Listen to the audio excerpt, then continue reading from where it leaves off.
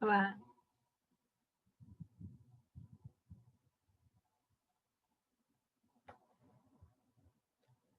Tudo bom, João?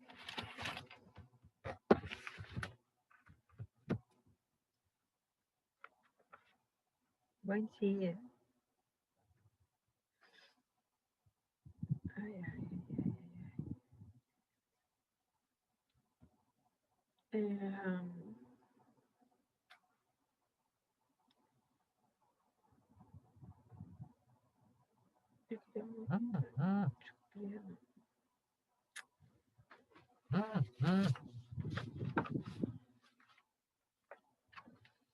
Você acha que vai entrar mais alguém hoje, Vi?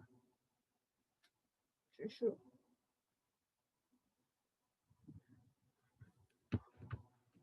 Acho que sim.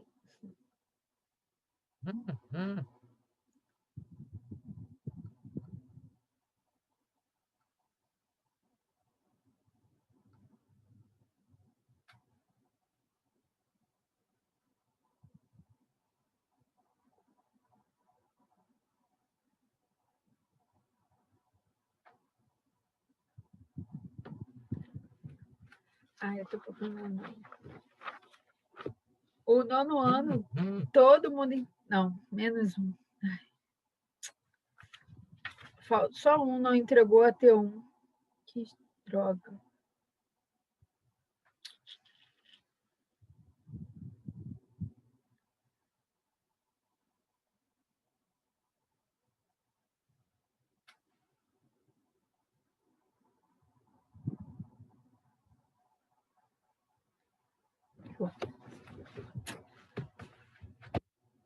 João, eu vou começar com você e a galera que for chegando, se chegar, se não, assistem depois, tá bom? A gente está falando sobre novas tecnologias, né? Novas técnicas. Eu coloquei 2 pontos, né? Dois tópicos. Segunda-feira e hoje eu vou concluir esses 2 tópicos. E na segunda-feira, todos eles vão estar juntos num grupão só, num vídeo só, inclusive os slides, tá? E aí você vai, né? A turma vai poder estudar diferente dos outros bimestres, não vai ter questionário, né, para estudar, então vou precisar realmente que leiam o capítulo 11 e capítulo 12, se não me engano. Tá joia? O conteúdo é bem simples, é bem fácil, de fácil assimilação, mas pelo menos para ter um panorâmico, uma visão geral, tá? Então, vou colocar ele aqui.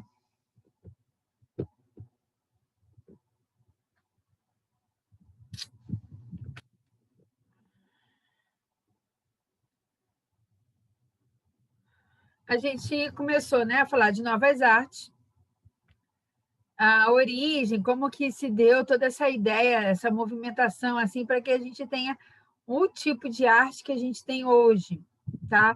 Porque as mudanças sociais, as mudanças governamentais, tudo que, né, todas essas mudanças também vai mudar a nossa forma de produzir e fazer arte, tá? E aí a gente viu o corpo agora entrando como principal meio, né, de conduzir essa arte. Falei um pouquinho do happening, que é o acontecimento que não tem roteiro e, né, ele quando é repetido nunca é da mesma forma. E falei da performance. Faltou um N, a performance também, que é também uma outra forma de arte contemporânea. Tá? E agora a gente vai entrar no capítulo que fala de arte e tecnologia.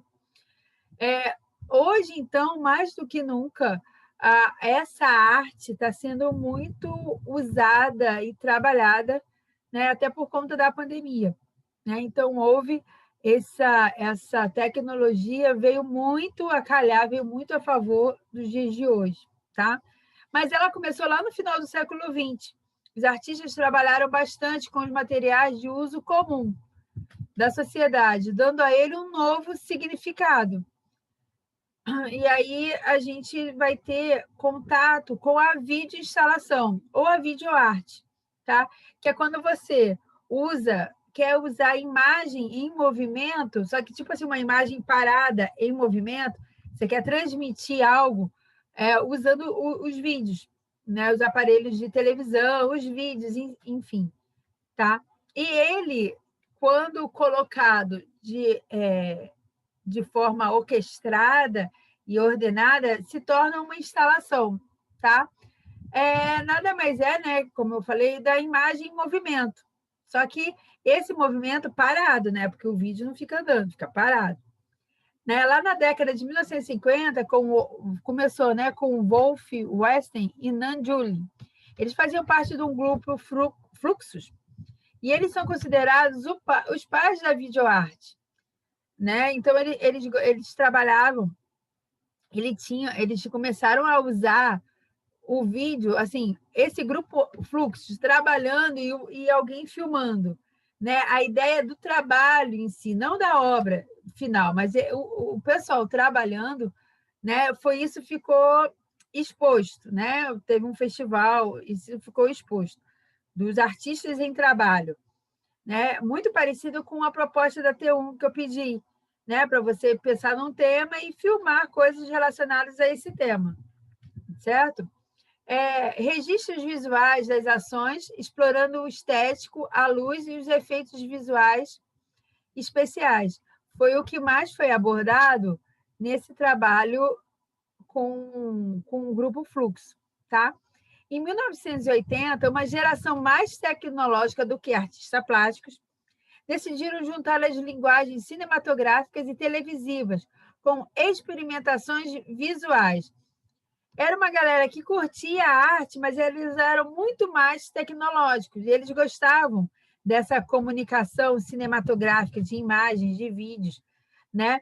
E aí começa a se criar assim efeitos, cortes rápidos de cena e manipulação das imagens a partir de distorções. Começam a brincar com essa imagem. É como se não a foto, a gente fala Photoshop, mas assim, é como os efeitos mesmo de edição na própria imagem, tá? Com isso, né, com essa brincadeira, entre aspas, com essas ações, nasce o Festival de Videoarte, tá? Da qual alguns brasileiros já participaram. Aí, que é? Quais são as características de uma videoinstalação ou de uma videoarte, né? Pode ser uma instalação que utilize recursos de vídeos, ou um ou vários, tá? E pode ser vista em qualquer lugar, né? A ideia é que você possa ver o que está acontecendo, tá? Trabalha muito com a questão de intervenção urbana. Quando você vê projetado em paredes, e no Cristo Redentor, né, em monumentos, em fachadas de prédio, né, aquela coisa de luz e de imagem, né, não só luz diferente assim, mas a imagem, né, já apareceu, acho que o Cristo chorando uma vez e algumas cenas assim. Isso é uma intervenção urbana, aonde tem a videoinstalação como principal meio de arte, tá? O Helder Santos, ele entrou para essa história da videoinstalação porque ele distorceu a imagem, introduziu ruídos, efeitos diferentes. A ideia era buscar mais experiência sensorial do que estética, né? Então, você sai completamente desse conceito de bonito e feio, do tradicional, para tentar ter experiências sensoriais através da sua audição e da sua visão, e às vezes até do seu tato, independente se aquilo é bonito ou não, tá? E teve um exemplo que eu até coloquei no vídeo de vocês em relação a isso, do Maurício Bannon, que era do Mundo Pele.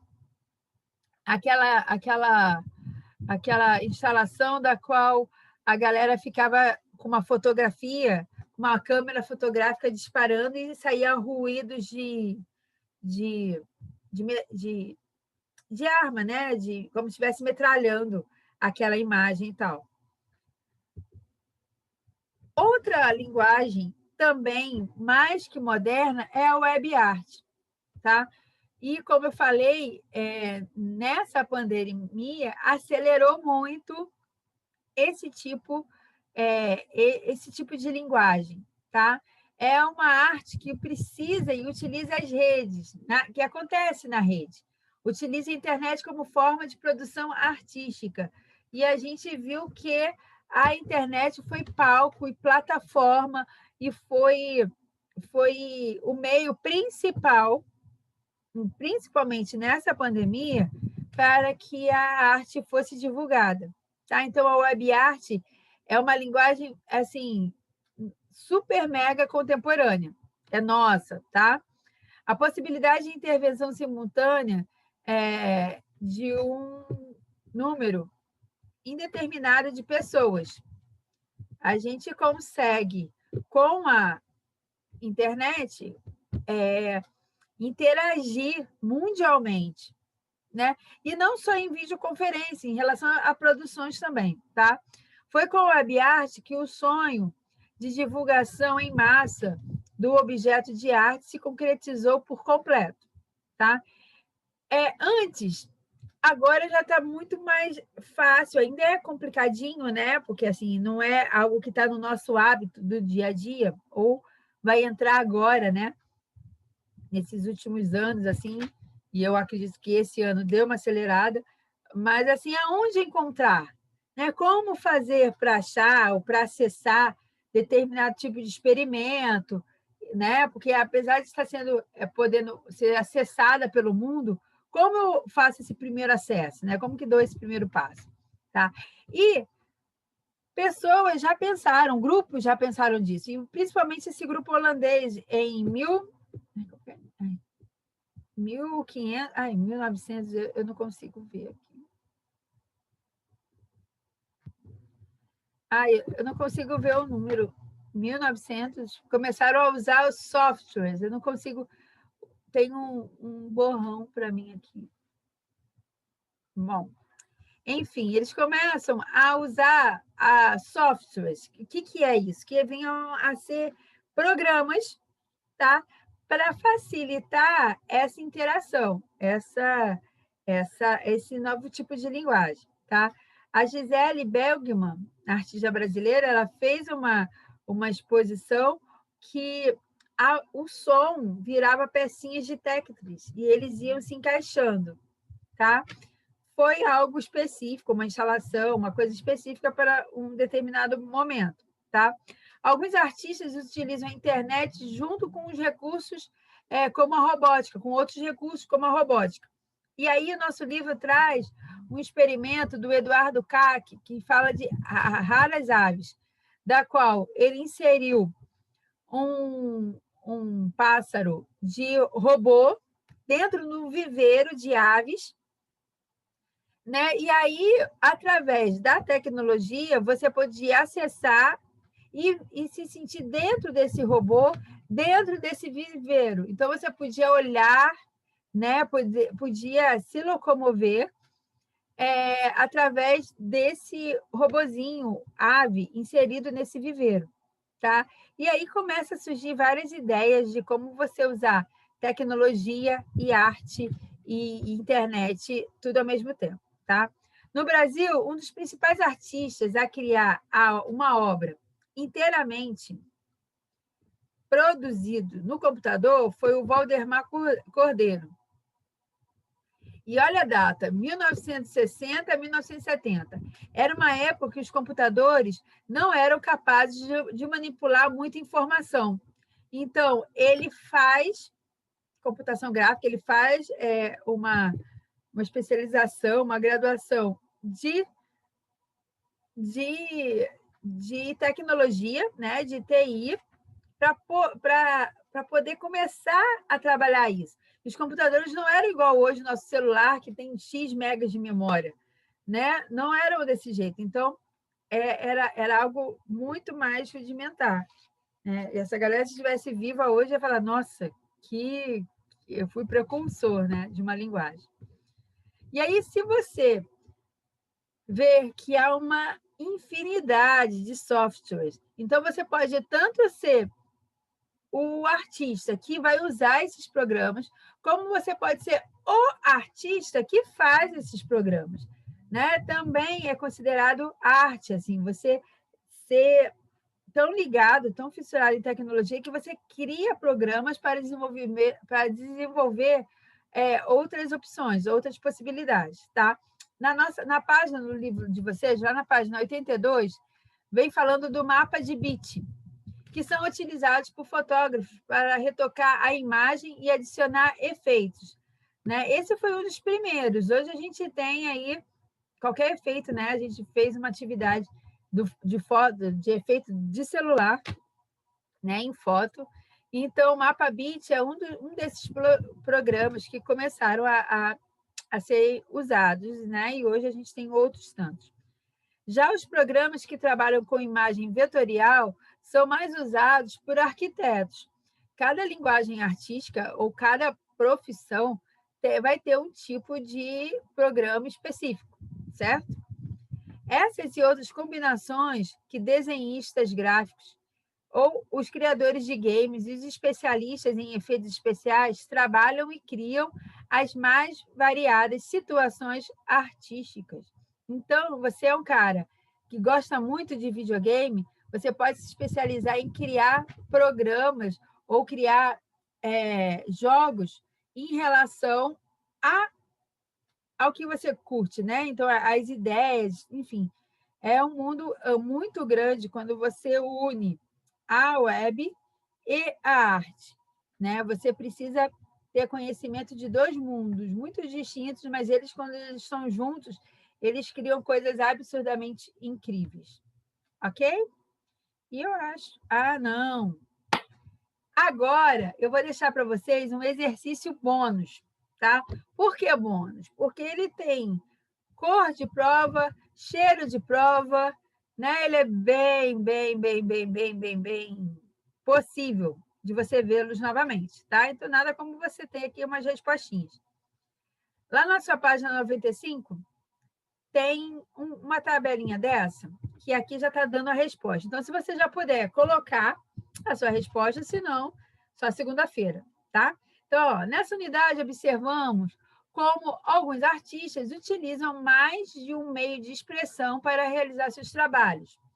Pesquise sobre as obras realizadas pelos artistas presentes na coluna A e marque um X nos meios de expressão que esse artista utilizou.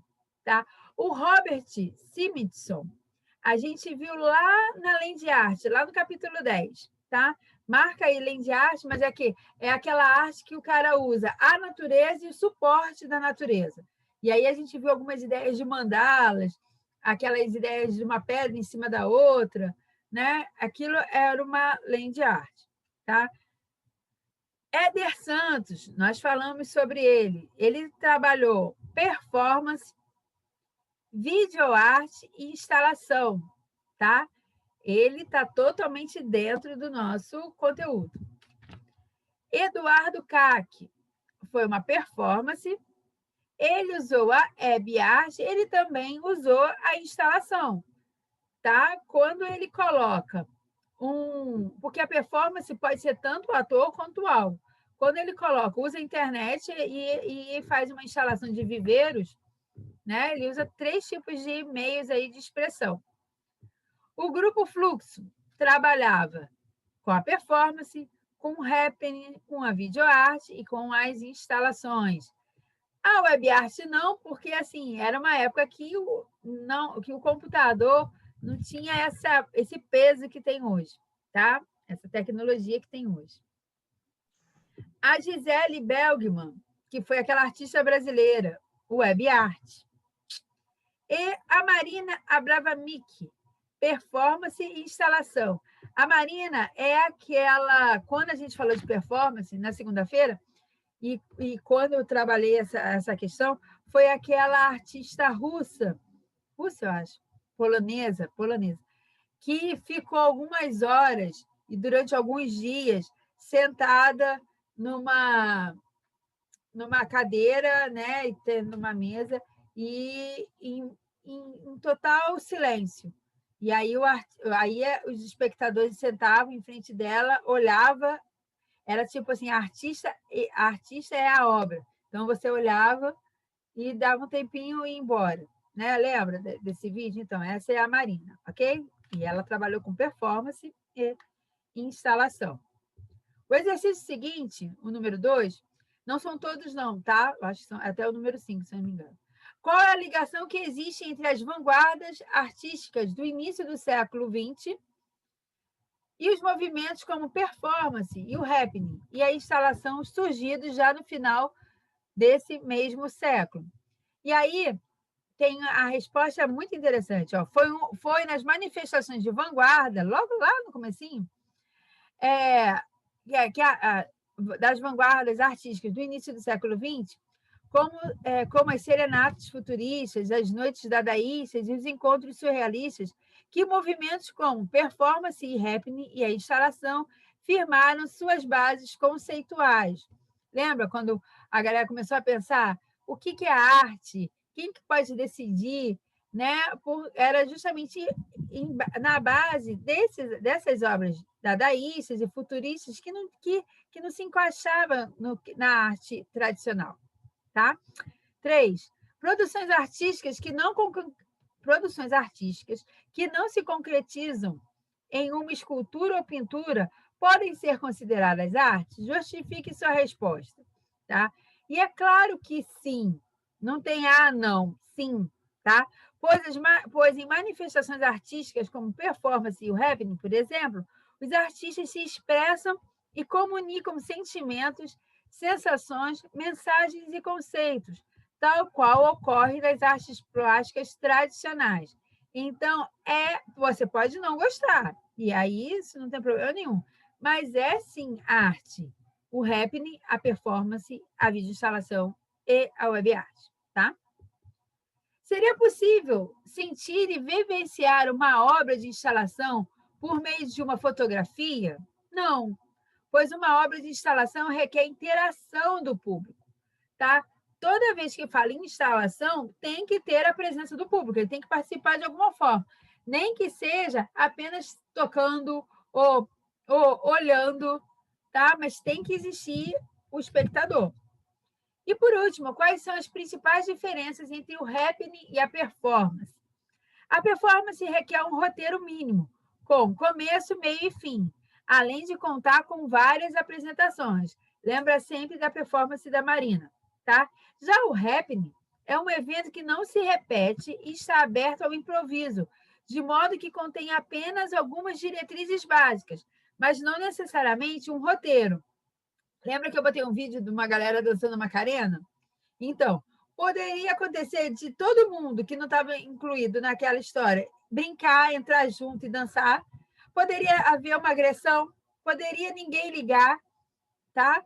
E todas as vezes que ele repete, né, que ele vai repetir de novo a Macarena, já vai ser um outro público, já vai ser em outro lugar, já vai ser com outras situações para serem improvisadas, ok? Então, essa é a principal diferença entre happening e performance. E assim, a gente chega ao final do nosso conteúdo, tá? São 4 tópicos aí muito de boa para vocês, tá? Peço que leiam com atenção, leiam um pouquinho né? Para tentar encaixar as ideias no meio disso tudo, tá? Falei no comecinho, mas eu estou falando de novo. Não vou colocar questionário dessa vez. Então, realmente, a leitura com mais atenção vai ser requerida de vocês. Ok? Dúvidas em relação a esses 4 tópicos? Sim, não ou cale-se para sempre. Tem? Não. Tá de boa, né? Segunda-feira, então, tem todo esse vídeo lá, tem os slides também, e a nossa prova sexta-feira, em forma de questionário na plataforma, tá joia? A gente se encontra agora só no dia 11, que é o nosso último encontro, nossa última aula, tá bom? Então, um beijo, Bom final de semana aí. Deus abençoe vocês. Tchau, tchau. Tchau, tchau. Tchau, João.